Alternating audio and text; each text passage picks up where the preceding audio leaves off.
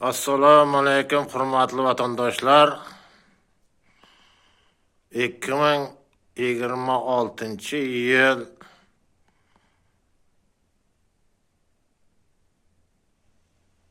ot yili ekan. Muchal bo'yicha. Hurmatli vatandoshlar, bu yilda 2026-yilda yurtimizga tinchlik, totuvlik, fayz, baraka Allohim nasib aylasin. Hammalaringizga sog'lik, salomatlik, omonlik, esonlik tilayman.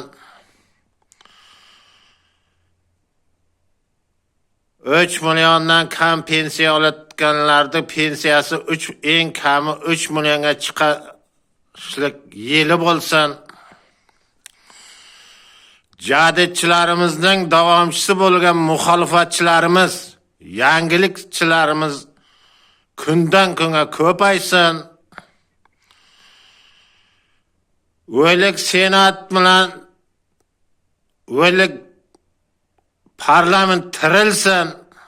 Uni ham tiriltiradiganlar siz bilan bizlarmiz. Shu ahvolga tushirib qo'ygan ham o'zimiz aybdormiz. Bularni tiriltiradigan ham o'zimiz. Shuning uchun muxolifatchilar ko'paysin bu yil.